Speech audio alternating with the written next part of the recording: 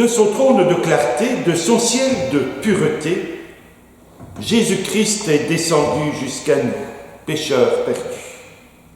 De toujours, il était Dieu, roi de la terre et des cieux. Mais se dépouillant de tout, Jésus va mourir pour nous. Jésus-Christ est Seigneur, il est sorti du tombeau, il est vainqueur.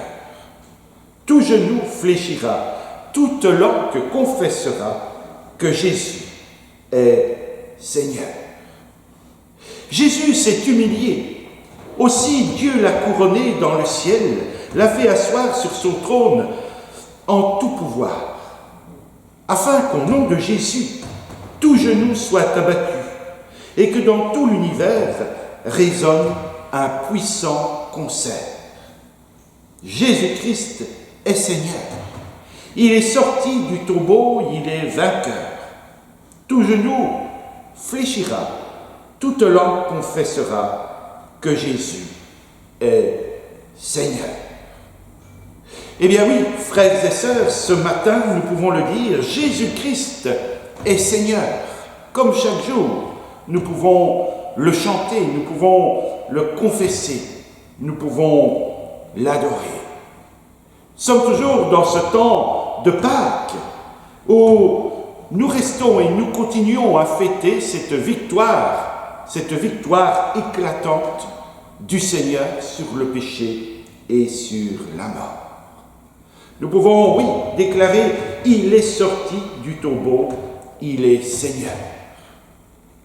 Et comme est son aspiration, notre aspiration aussi est qu'un jour, toute langue le confesse, Seigneur et Sauveur.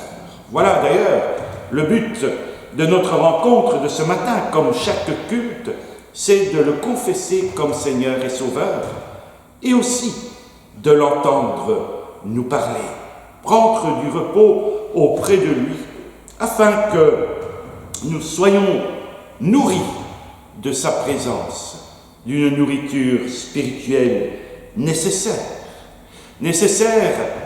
à notre épanouissement spirituel.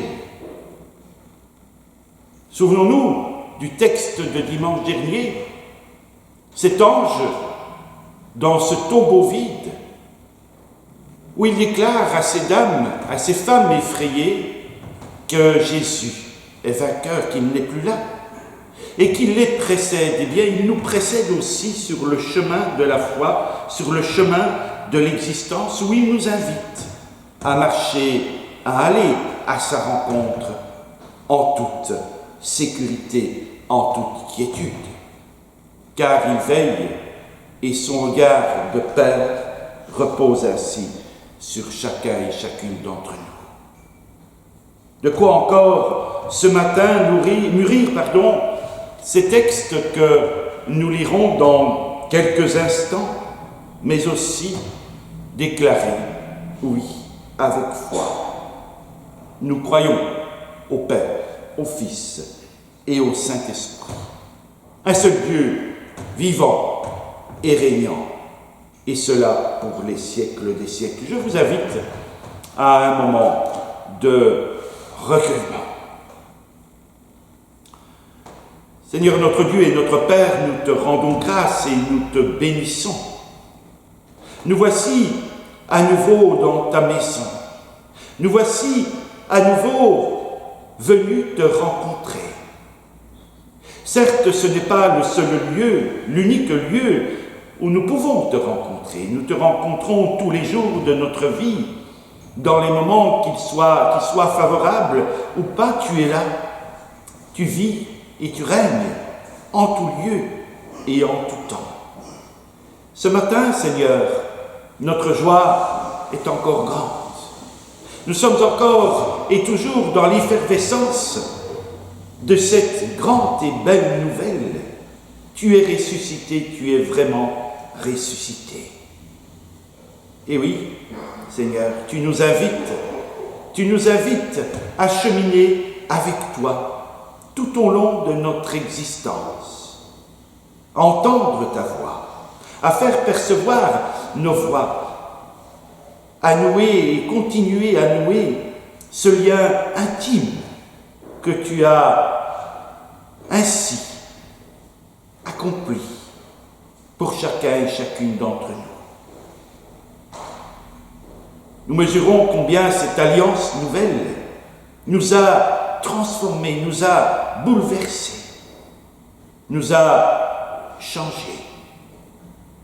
Et nous voici pour t'honorer, non pas du bout des lèvres, mais du plus profond de notre être tout entier.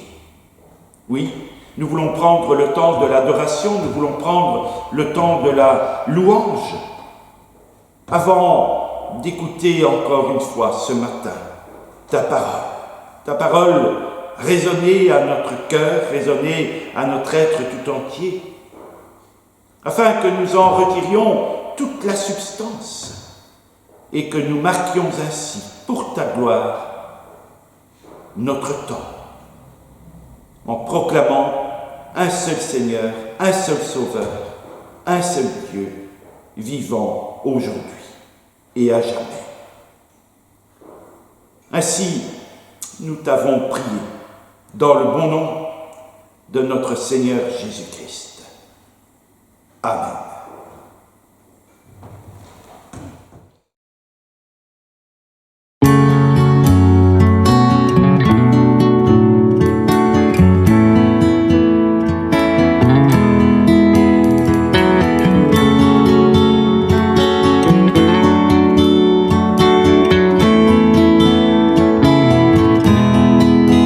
De son trône de clarté, de son ciel de pureté, Jésus-Christ est descendu jusqu'à nous, pécheurs perdus.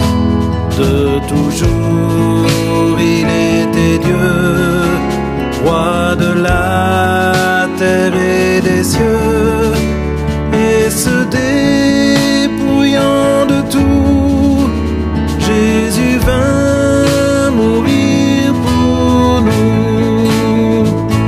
Jésus-Christ est Seigneur, il est sorti du tombeau, il est vainqueur. Tout genou fléchira, toute langue confessera que Jésus est Seigneur. Il était l'éternel roi, mais renonçant à ses droits, en s'implorant serviteur, Jésus vint pour nos pécheurs. Bien que fils, Jésus a pris par les choses qu'il souffrit, jusqu'à la mort de la croix, l'obéissance et la foi. Jésus-Christ est Seigneur, il est sorti du tombeau, il est vainqueur. Tout genou fléchira, toute langue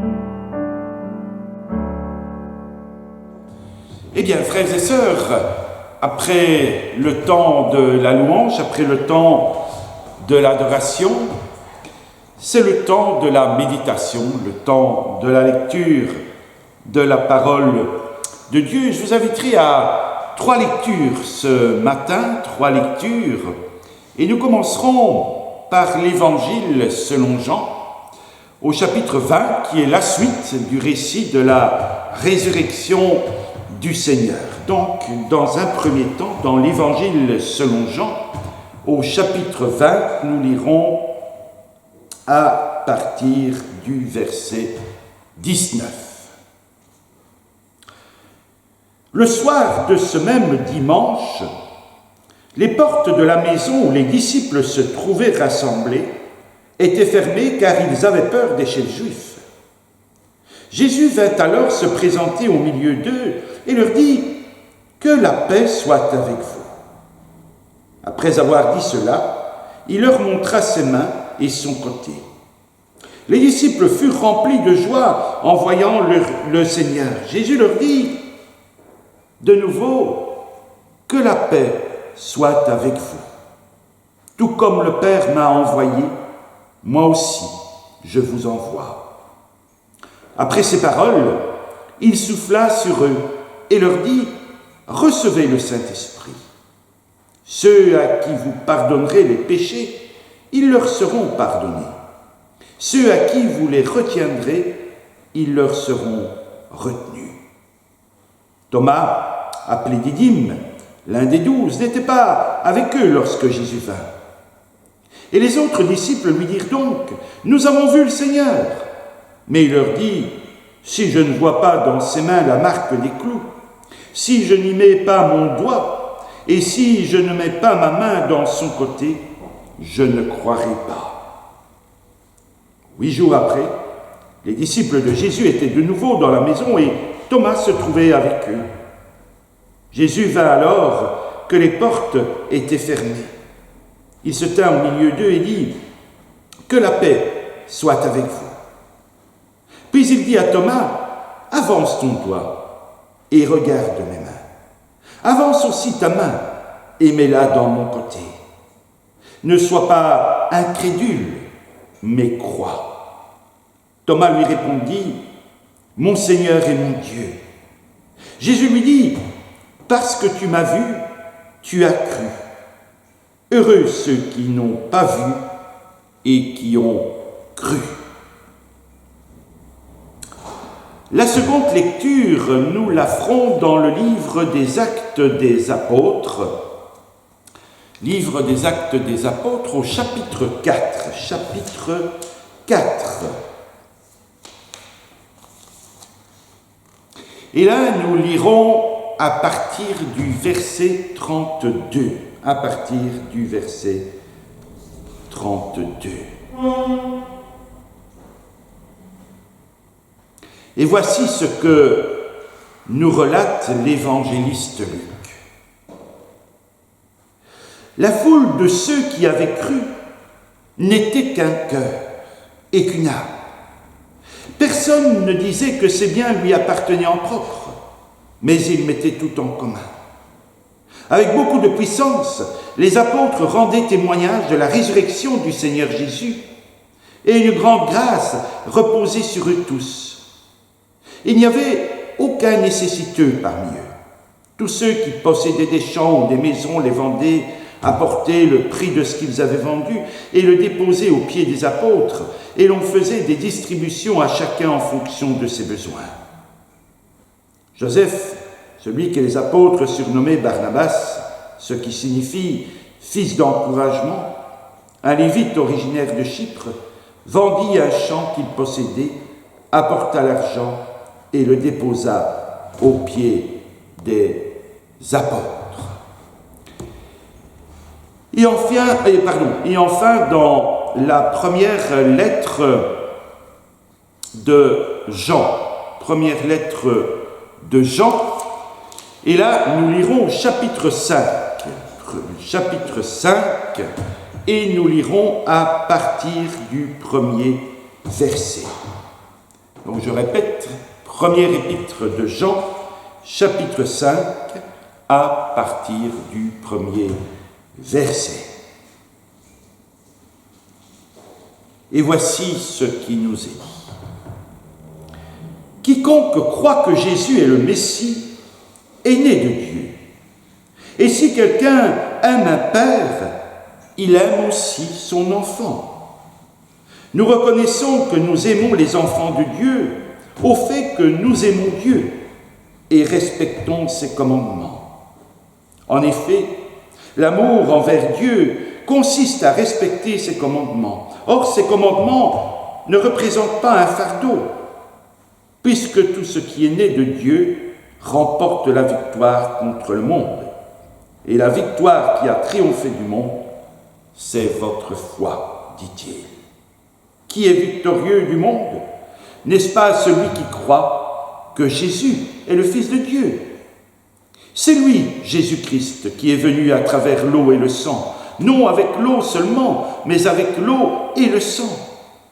Et c'est l'Esprit qui en rend témoignage, parce que l'Esprit est la vérité. Ainsi, ils sont trois à rendre témoignage, l'Esprit, l'eau et le sang. Et les trois sont d'accord. Et nous arrêterons là notre lecture, les lectures qui nous sont proposées pour ce matin. Vraiment que le Seigneur nous dirige dans notre compréhension de cette parole de vérité. Aujourd'hui, c'est encore la fête, frères et sœurs, chers amis. Nous vivons encore un temps de fête.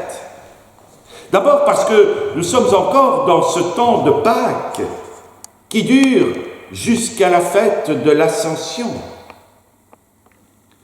Et que ce temps est la période dans laquelle nous sommes réinvités à prendre conscience de la légitimité, dirais-je, de cette joie qui est là, cette joie qui constitue l'Évangile, bonne nouvelle pour la vie des êtres humains. Mais il y a aussi une autre raison qui vient compléter cette conviction selon laquelle nous sommes en fête, à savoir le fait que le passage de l'Évangile écrit par Jean contient aujourd'hui une bonne nouvelle adressée en particulier, dirais-je, à tous ceux qui, comme Thomas, sont un peu, pour le dire comme cela, lents à croire, lents à admettre que Jésus est bel et bien le Fils de Dieu, que Jésus a porté et vaincu le péché du monde, et que Jésus, eh bien, est ressuscité. Je ne sais pas si tel ou tel d'entre vous peut se reconnaître dans la figure de Thomas, mais on peut le dire, nous n'avons aucun mal à reconnaître celui-ci comme un témoin, un disciple, comme les autres, qui par son témoignage nous aide à cheminer dans la foi au Christ vivant. Oui, Thomas a des doutes. Qui peut dire n'avoir jamais, ne fût-ce qu'une fois, douté dans sa vie? Qui peut le dire? Sa confession de foi est là. Certes, il y a le reproche que Jésus lui adresse. Mais n'empêche, quelle confession de foi! Mon Seigneur et mon Dieu, dira-t-il. Alors ce matin, on va un peu passer en revue ces textes en compagnie de ces premiers chrétiens tels qui nous sont présentés dans le livre des Actes des des apôtres, dans ce passage aussi de la première lettre de Jean, et puis, encore une fois, l'évangile selon Jean. Mais précisons, parce que je crois que l'élément décisif est contenu dans le passage de l'évangile de Jean, je vous invite à commencer notre méditation et notre accueil par cet extrait.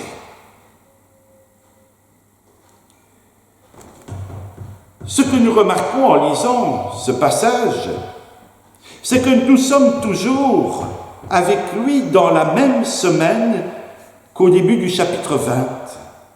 En effet, le passage commence par « le soir de ce même jour », qui était le premier de la semaine, c'est-à-dire le lendemain du jour du repos, soit pour nous le dimanche, le jour du Seigneur. Nous sommes bel et bien dans le temps de la résurrection, ce temps si particulier durant lequel Jésus ressuscité s'est donné à voir à ses femmes, à ses premières compagnes de route, comme ses hommes. Et oui, les femmes aussi, car Marie de Magdala est la première, selon Jean, à avoir vu Jésus et à être envoyée en mission auprès de ses frères. Non pas auprès de ses supérieurs, mais auprès de ses frères. Et même si son témoignage n'a pas été suffisamment convaincant, je trouve que c'est fondateur d'une nouvelle période, celle où femmes et hommes sont ensemble témoins du Christ ressuscité et peuvent ainsi partager la même joie, la même paix. Que la paix soit avec vous. Notons ce deuxième élément qui nous est donné par notre passage, le fait que Jésus se présente à eux en leur assurant qu'ils peuvent recevoir la paix.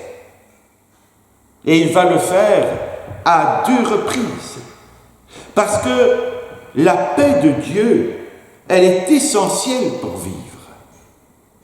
Débarrassé du péché, ce péché vaincu, né de l'Esprit, nous avons besoin de cette paix, de l'assurance de cette paix, pour reprendre encore ce que je disais dimanche dernier, rejoindre Jésus qui nous précède toujours sur le chemin de la vie. Il nous précède, il nous prépare, il nous montre le chemin. Cette paix, oui, elle est essentielle pour que tout chrétien, tout homme, toute femme de foi, de tous les temps, puisse aussi, à leur tour et avec assurance, devenir les témoins. Et lutter ainsi par ce doute qui parfois nous assaille encore. La paix est donnée aux disciples pour qu'ensemble, ils vivent dans l'espérance, qu'ils puissent témoigner à un monde qui, la plupart du temps, reste et demeure incrédule. Rendre témoignage de Jésus pas seulement parce qu'il a été ressuscité et a reçu le don de la vie éternelle, mais parce qu'il est le commencement de cette création nouvelle, composée de tous ceux qui formeront avec lui, par lui et en lui ce qu'on pourrait appeler l'homme nouveau, l'être régénéré, appelé à cheminer dans cette vie éternelle. À Pâques, le royaume de Dieu s'est taillé la meilleure place. En tout être, quel qu'il soit, et qui confesse Jésus comme Seigneur et Sauveur. Le royaume de Dieu, il est déjà là. Il est en nous, puisque nous sommes invités à voir choses nouvelles, à vivre choses nouvelles, et marcher non pas par la vue, mais par la foi. Il est déjà là parce que les réalités de ce royaume, eh bien, sont déjà présentes. Nous pouvons les vivre spirituellement. Nous pouvons mesurer notre transformation parce qu'il s'agit d'une transformation, d'une renaissance, où nos yeux, les yeux de la foi, se sont ouverts, où les oreilles de la foi se sont mis à entendre, où notre esprit s'est ouvert, pour le dire simplement, aux choses de Dieu. Le discernement nécessaire pour que nous puissions avancer et cheminer avec celui qui nous précède toujours, mais qui nous appelle toujours à le rejoindre là où il se trouve. Voilà pourquoi nous sommes invités à retenir un troisième élément tout aussi important que les deux premiers. C'est pour tous les jours de la semaine que nous sommes invités à vivre dans la paix, pas uniquement le dimanche. Et pour cela, recevoir toujours comme un don nouveau celui du Saint-Esprit, afin de continuer à grandir dans la foi et dans la connaissance du Seigneur Jésus, jusqu'à atteindre l'état de maturité absolue lorsqu'il reviendra, parce que l'Écriture nous dit qu'il reviendra. Tout à l'heure, je disais que ce texte de l'Évangile de Jean est très important, est très intéressant, est très enrichissant, parce qu'il n'exclut personne. Même ceux qui sont, on pourrait le dire, comme des Thomas en puissance, qui mettent du temps pour accepter, pour enfin croire ce qui est vrai. Apprécier et être convaincu de la présence du Seigneur ressuscité en tout temps.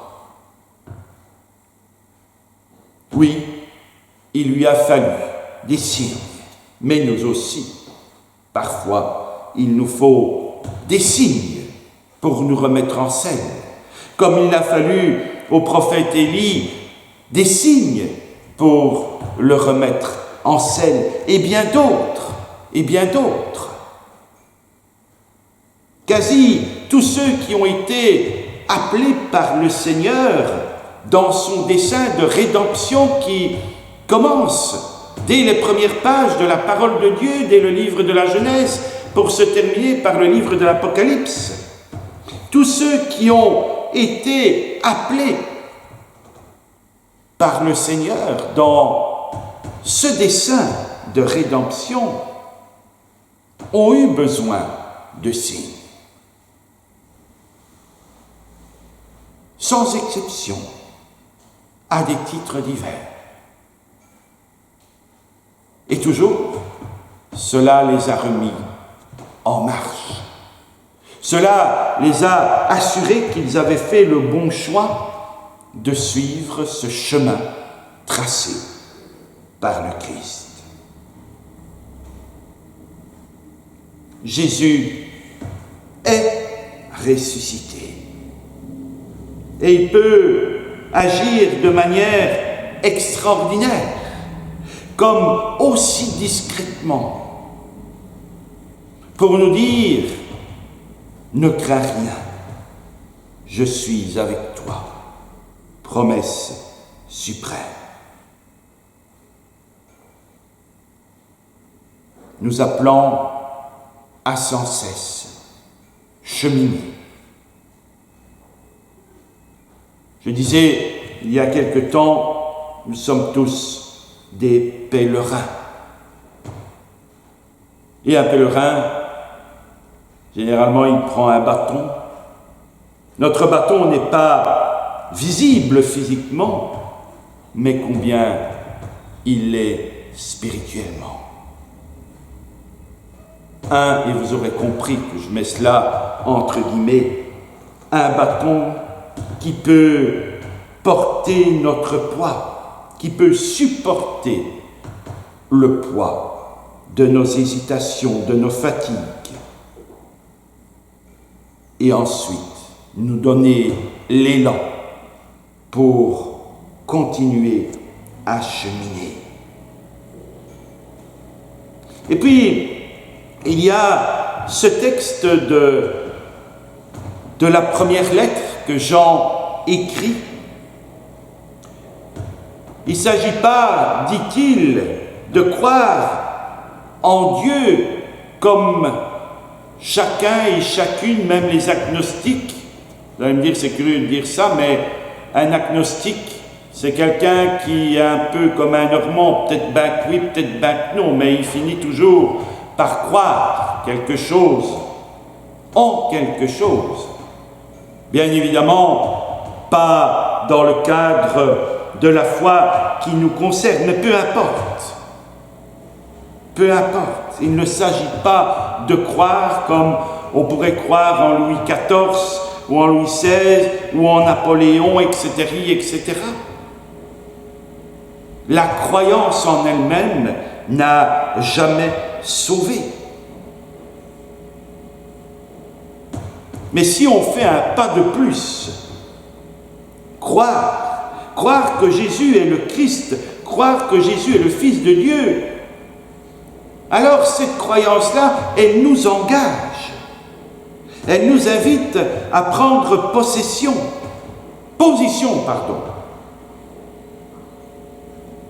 Croire que Jésus est celui qui a été et qui est loin de l'Esprit pour justement accomplir ce qu'il a accompli et tout vaincre, être victorieux de toutes choses.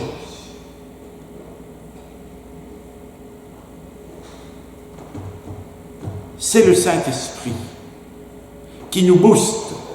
C'est le Saint-Esprit qui nous donne, qui nous rend, on pourrait le dire ainsi aussi, capable de croire l'incroyable et pourtant le réel.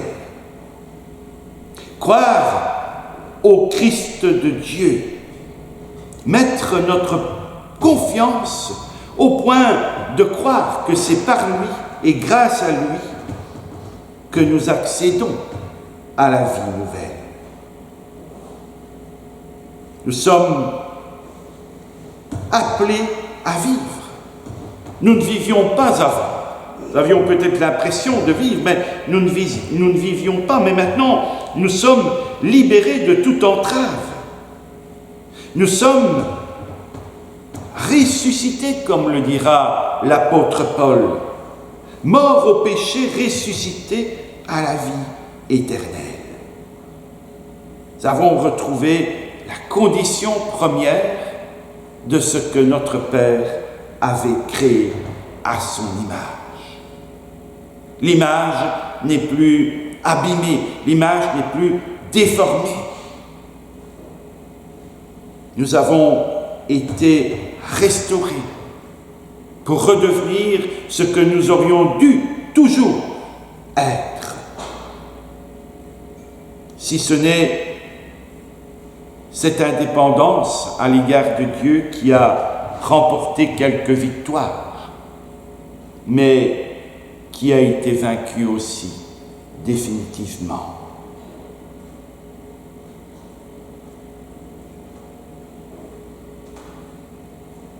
L'Épître nous rappelle aussi que on a beau tout posséder. On a beau être riche de biens matériels, on a beau être riche d'expériences festives, on a beau se concentrer sur la famille, les amis, etc. S'il nous manque l'essentiel, alors l'espérance en ces choses finiront par nous vaincre. Invité à être témoin. Il dira, Jean, mes petits-enfants, n'aimez pas en parole, mais en acte et dans la vérité. Ce que le Fils de Dieu a accompli aujourd'hui nous rend capables d'accueillir l'amour. Cet amour de la manière dont Dieu nous aime et nous invite à le rejoindre et donc à partager aussi cet amour, à le faire vivre, à le faire rayonner à l'égard de ceux qui en ont besoin pour les orienter sur la bonne route et non plus sur des chemins de traverse où l'on se perd inévitablement. Et puis il y a ce texte du livre des Actes des Apôtres. Sans rentrer dans les détails de ce que nous avons lu, on peut dire que on peut faire un pas de plus en comprenant que la foi au Seigneur, ça fonde aussi une nouvelle façon de faire dans notre relation à l'autre.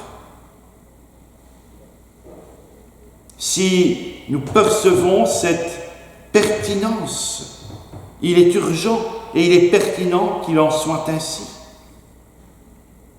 La multitude de ceux qui étaient devenus croyants n'avaient qu'un cœur, n'avaient qu'une âme, et nul ne considérait comme sa propriété l'un quelconque de ses biens. Au contraire, ils mettaient tous en commun.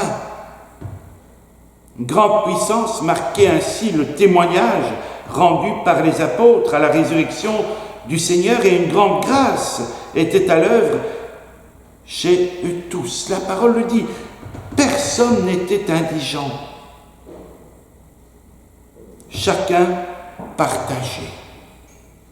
Chacun agissait de sorte que personne ne soit dans la détresse, ne soit dans la détresse matérielle. Ne cherchons pas à savoir si cela a été réellement pratiqué, ni si cela doit l'être aujourd'hui sous cette forme précise. Ce qui est le plus important, c'est l'état d'esprit commun, qui, une fois partagé durant un temps d'échange, nous rendra disposés les uns les autres à mettre en pratique cette idée de veiller non pas uniquement en priant, mais de veiller au bien-être de ceux que le Seigneur met sur notre route.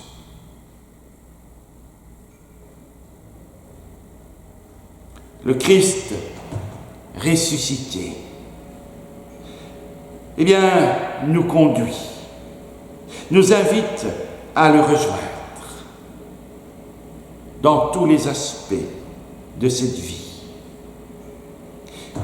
Il nous fait tenir debout malgré les réalités difficiles et il nous ressuscite par l'œuvre du Saint-Esprit. Puissions-nous trouver en lui la force et le courage de lui rendre vraiment grâce par toute notre vie, et cela dans la joie et dans la paix qu'il nous a ainsi donnée aujourd'hui et à jamais. Amen.